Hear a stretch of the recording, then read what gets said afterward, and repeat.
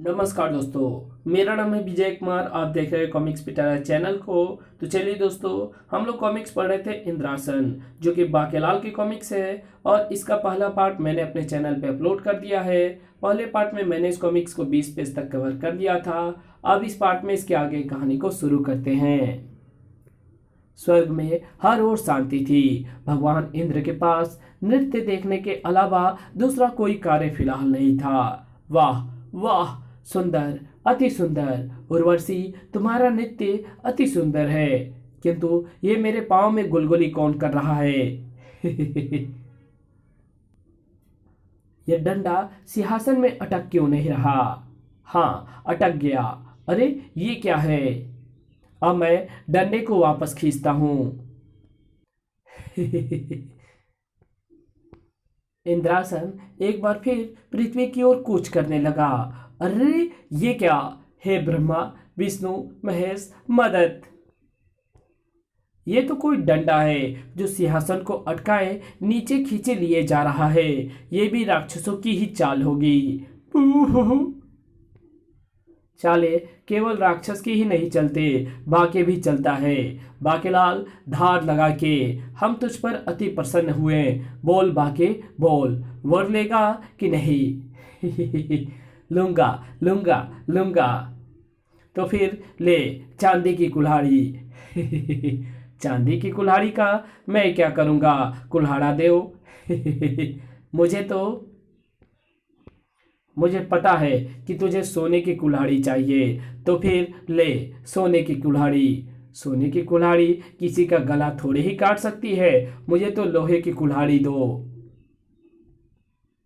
तो फिर बाकेलाल, ले लोहे की कुल्हाड़ी। मंत्र बोलकर शत्रु का नाम लेकर फेंकेगा तो ये शत्रु का संहार कर देगी। मंत्र तुझे अपने आप ही आ जाएगा। यही तो चाहिए थी।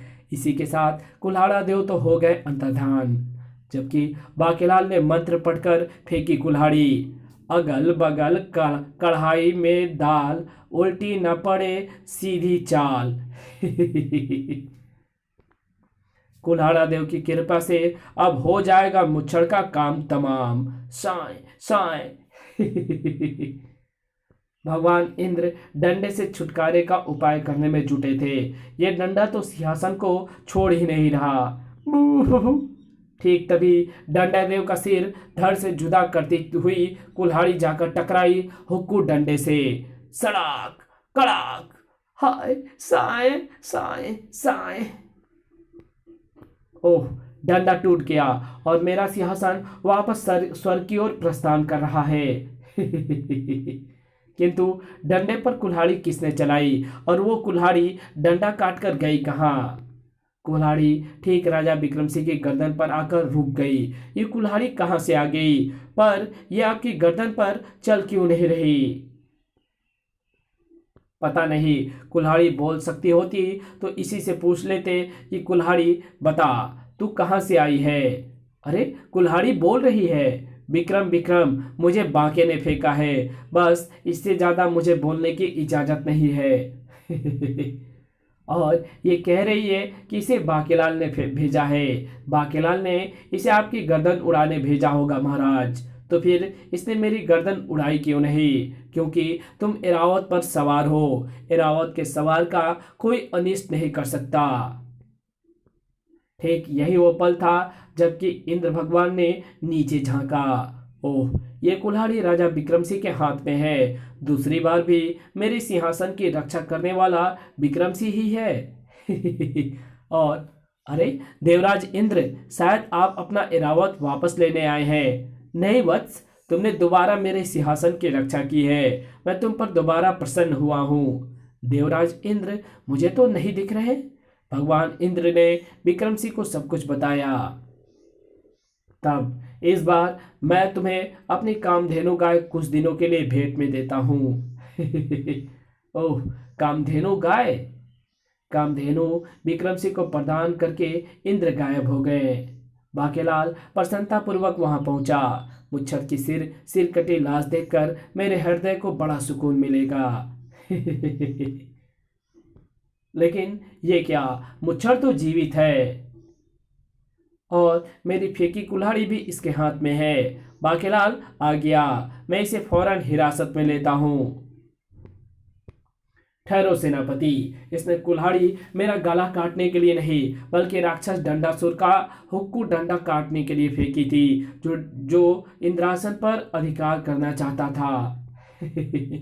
ये डंडासुर बीच में कहां से आ गया? बू। बाके, ये देखो, तुम्हारे कारण एक बार फिर इंद्रासन राक्षसों के हाथ में लगने से बच गया। इससे प्रसन्न होकर भगवान इंद्र ने मुझे कुछ दिनों के लिए कामधेनु दी है। बा बेटा गर्ग। तभी महाराज गजब हो गया। राक्षस भैंसासुर विशालगढ़ की सारी गाय भैंसे हक कर ले गया। अब हमारे बच्चों के लिए दूध कहां से आएगा? बू। बेफिक्र रहो, अब हमारे पास कामधेनु गाय है, दूध की कोई कमी नहीं होगी। हाँ, जाओ भगोने बाल्टियां ले आओ, क्योंकि कामधेनु के थानों से छूट निकली है दूध की बौछारें। अरे वाह, कामधेनु का दूध! सत्यानाश, फिर फूट गई मेरी किस्मत। महाराज, दूध तो बिना दोहे ही निकलता जा रहा है। तो फिर बड़े बड़े बर्तन लाकर उनमें दूध इकट्ठा करो सेनापति। बाके, लो मुंह खोलो, एक गिलास तुम भी पी लो। महाराज, सभी बड़े बर्तन भी भर गए, दूध तो अभी भी नहीं रुक रहा। दूध का रुकना या ना रुकना कामधेनु की इच्छा पर निर्भर है। महाराज, ये तो दूध की नदी का उद्गम हो रहा है। अरे वाह, दूध की नदी! ये सब महाराज के पुण्य कर्मों का फल है। मुझे मेरे पुण्य का फल कब मिलेगा, और कब मिलेगा मुझे विशालगढ़ का राज सिंहासन? राजा ने बाल्टी भर भर कर दूध भरा। भर लो, कामधेनु का दूध पीकर हमारे सभी पाप धुल जाएंगे। दूध की नदी का प्रवाह तपस्वियों की भूमि तपोवन से होकर गुजर रहा था।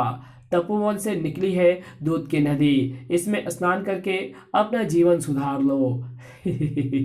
गंगा तेरा दूध अमृत झर झर बहता जाए। वो देखो, मेरा पाप बहे जा रहा है, वो तेरे शरीर की मैल है पुत्र मैलाचार्य। वाह, दुग्ध स्नान के पश्चात तौलिए से शरीर पोंछने में भी आनंद आ रहा है। कामधेनु को दूध की इस नदी में स्नान करके हमारे सारे पाप धुल गए। हाँ, और इसका श्रेय जाता है हमारे महाराज विक्रम सिंह को। चलो उन्हें धन्यवाद कराएं।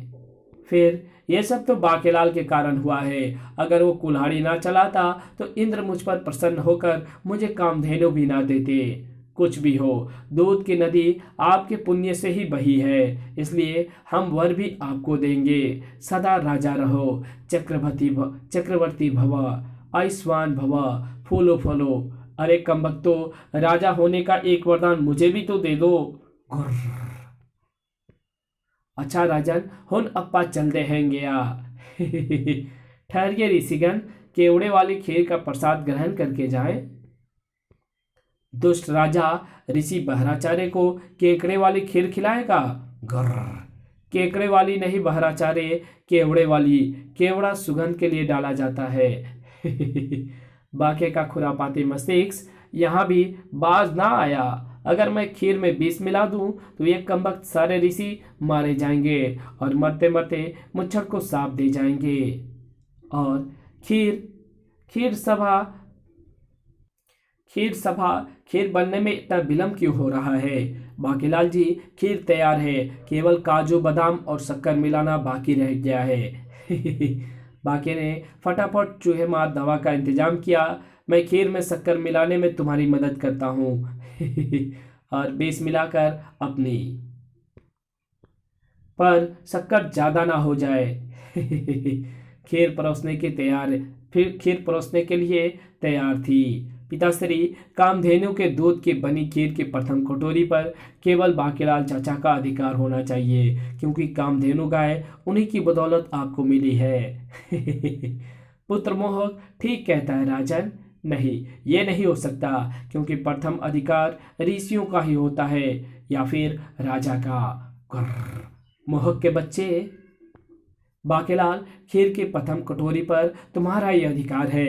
नहीं, प्रथम कटोरी मैं नहीं खाऊंगा। बाकेलाल को खीर खिलानी हमें आती है। बोलो साचे दरबार की जय। अरे ये क्या, मेरा मुंह तो अपने आप ही खुल रहा है। माई मेरी जुतिया, माई मेरी सचिया जोता वाली माता तेरी सदा ही जय। खीर अपने आप कटोरी में से निकलकर मेरे मुंह में जा रही है। गड़ब। बाके, अब तो बन गया तू राजा, क्योंकि थोड़ी ही देर में विषैली खीर के कारण तेरी मृत्यु हो जाएगी। और मिला दे खीर में जहर। बाके ने तो खीर खा ली, अब ऋषि मुनियों को भी खीर खिलाओ, और फिर उसके बाद पूरे विशालगढ़ में आज खीर बटेगी। हाँ हाँ, पूरे विशालगढ़ में खीर बंटवाओ ताकि सभी खत्म हो जाए। बाकेलाल चाचा, बड़ी देर हो गई, आपको तो अभी तक कुछ हुआ ही नहीं। क्या विष नकली था? पता नहीं, मैं खुद भी हैरान हूं। पर ये तो क्या क्या ढक रहा है? जा, अब जा, अपना काम कर। शायद कामधेनु के प्रताप से विष भी अमृत बन गया, क्योंकि किसी को भी कुछ नहीं हुआ। वाह, अति स्वादिष्ट खीर है। ची ची, भाइयों, खीर मत खाना, इसमें से विष की गंध आ रही है। ची ची। अबे जा, जब आदमियों को कुछ नहीं हुआ तो हमें क्या होगा? तभी, कहाँ है कामधेनु? इस वक्त तो एरावत भी यहाँ नहीं है। महाराज, ये तो भैंसासुर है जो गाय भैंसों को हाँक कर ले जाता है। ये कामधेनु छीनने आया है। चल मेरे जादुई फंदे, कामधेनु को बांध ला। हम इसे नहीं मार सकते, क्योंकि खीर खाने के बाद हम किसी का अहित नहीं करते। तभी अचानक, ओह, ये हमें क्या हो रहा है? हमारे मुंह अपने आप खुल रहे हैं। ये तो विष फुंकार है। ओह, तो ये विष फुंकार है। बाकेलाल, हमारे मुंह भी खुल गए और उनमें से भी विष फुंकारें निकलकर राक्षसों पर पड़ रही है। फुंकार, आ आ, मैं जला। राक्षस भैंसासुर के जलते ही कामधेनु के गले में पड़ा फंदा भी टूटकर गिर गया। किंतु ये चमत्कार कैसे हुआ? ये चमत्कार बाकेलाल चाचा का है पिताश्री। मैंने बाकेलाल चाचा को खीर में विष मिलाते हुए देखा था। बाके, क्या यह सच है? जी हाँ महाराज, मुझे शंकर भगवान ने स्वप्न में भैंसासुर के आक्रमण के बारे में और उसकी मृत्यु का तरीका भी बता दिया था। मेरे प्यारे बाके, तो फिर देख पुच्ची। बेटा गर्ग, सत्यानाश हो तेरा मुच्छर। अगर मुझे पता होता कि विष कामधेनु के दूध में मिलकर ऐसा घोल खिलाने वाला है तो मैं खीर में कभी विष ना मिलाता। चल बेटा बाके, आज आखिरी दिन है आलतू फालतू गोचर का। जल्दी से कर ले जाकर किसी और देवता की आराधना, ताकि तू मुच्छर का अंत कर सके। डंडा देव के अंत की खबर धड़केतु को उसी क्षण लग गई जिस क्षण ओह चरखासुर की चरखी आकर गिरी थी। चरखासुर की चरखी आकर गिरी थी और डंडासुर का डंडा। इसका मतलब डंडासुर भी मारा गया। कोई बात नहीं, इसलिए तो मथनी से पानी को मथते हुए मैंने भंवर देव की आराधना भी तुरंत ही आरंभ कर दी थी। मथड़ मथड़, भंवर देव जल्दी से प्रकट हो। इतना समय नहीं है मेरे पास, वरना मैं दूसरे देवता की तपस्या शुरू कर दूंगा। फिर मुझे ना कहना हाँ नहीं तो।